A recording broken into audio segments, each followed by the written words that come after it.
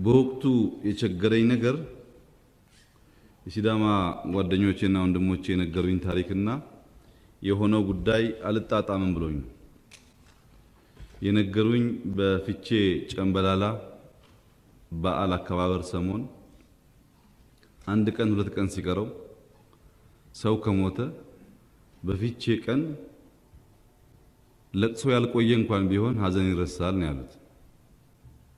ውሸት ከሆነ አባቶች ትነግሩኛላችሁ እዚህ ስላላችሁ።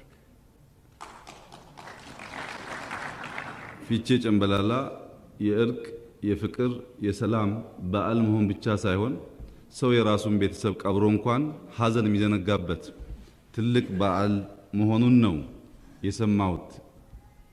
በዚያ አግባብ ይሄንን በዓል በደም በጥላቻ መጥፎ በሆነ መንገድ እንዲያልፍ እንዲታወስ ያደረገ ማንኛውም ኃይል የሲዳማ ሕዝብ ጠላት ነው።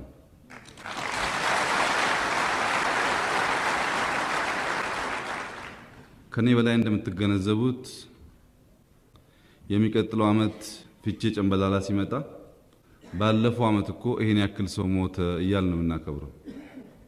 ልክ 97 94 ሰው አለቀ እንደምትሉት ካሁን በኋላ ፍቼ ጨምበላላ ማለት የሆኑ ሰዎች የተገደሉበት በዓልና የሲዳማ በዓል ተደምሮ ማለት ነው። ታሪክ የሚቆሸው እንደዚህ ነው። ይሄን መሰለ የተከበረ በዓል የተከበረ ሁላችን የምንታረቅበት የምንስማማበት ዕለት በመግደል በማቃጠል በማፍረስ አብሮ ስሙ የሚጠራ ከሆነ ታሪክ ይጎድፋል ማለት ነው። ይሄን ያደረገ ሰው ደሙ ሲዳማም ይሁን አይሆንም፣ ሲዳምኛ አይናገርም አይናገር የሲዳማ ሕዝብ ጠላት ነው።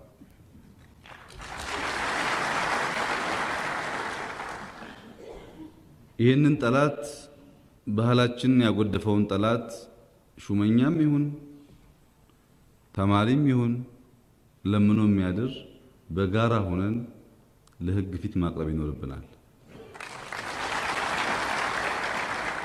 ለሕግ ፊት ስናቀርብ ከፍተኛ የሞራል ልዕልና ስለሚኖረን በሚቀጥለው ዓመት ስናከብር አምና የረበሹንን ለይተን እንዳሰር ነው ዘንድሮ የሚያስብ ካለ በዓላችን ላይ አንደራደርም ብለን መልእክት እናስተላልፋለን ማለት ነው።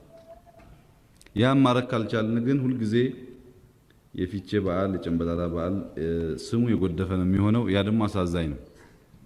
ትልቅ በዓል ትልቅ ማንነት ያለው ሕዝብ በተወሰኑ ሰዎች እንደዚህ ስሙ ሲጎድፍ ማየት ያሳዝናል።